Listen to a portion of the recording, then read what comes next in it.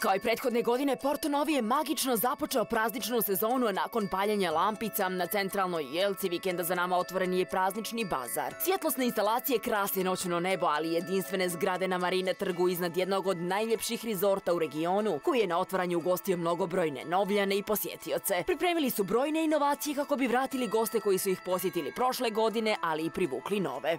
Ove godine kroz 16 dana, 16 različitih koncerata, brojnih drugih aktivnosti uz svjetlosni performans koji do sada nije rađen u Crnoj Gori, zaista nudimo dovoljno razloga da nam se ljudi iz Crne Gore, regiona, ali i šire priključe i da zajedno sa nama zapravo dočekaju 2024. godinu. Za vrijeme prazničnog bazara Porto Novi krasi 10 kućica koje se nalaze na glavnom trgu, a koje imaju različite ponude hrane i pića.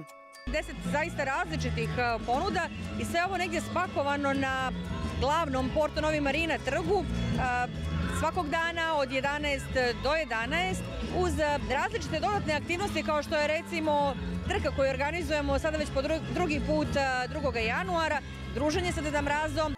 Praznična sezona sa sobom nosi određene neizvjesnosti, naročito kada su vremenske prilike u pitanju. Samo otvaranje bazara proteklo je divno uprkos promjenama u posljednjem trenutku. Imali smo malih poteškoća jer nažalost band koji je bio najavljen, Michael Jackson Tribute Band, nije mogao da nas se pridruži zbog bolesti izvođača, ali zahvaljujući DJ-u, brojnim posjetiocima smo svi zajedno uživali i nastavljamo sa koncertima svake naredne večeri.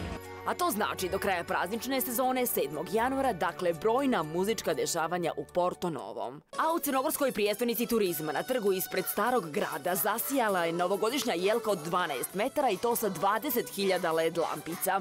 Oko 300 ukrasnih kugli, kao i preko 20.000 novogodišnjih sijalica. Sam čin paljenja ovih lampica želimo da bude jedna lijepa uvertira u sljedeću godinu, da donese puno sjaja svakom pojedincu, kao i uspješnu turističku godinu za sve.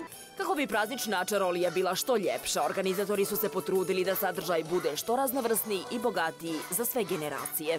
Da upotpune ovu atmosferu i djeca iz Budvanskog gradskog hora, kao i gudački kvartet iz Podgorice, Alegrija, na čemu im zaista zahvaljujemo jer su upotpunili ovu lijepu atmosferu.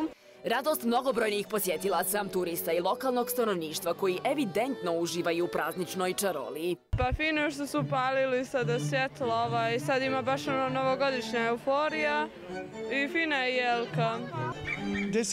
This is the first time we came to Montenegro. Ovo je prvi put da smo u Crnoj Gori i oduševljen sam ljepotom ove zemlje, posebno Budvom. Jako sam srećan što sam ovdje, sve je tako magično, dobro organizovano, performans spektakularan.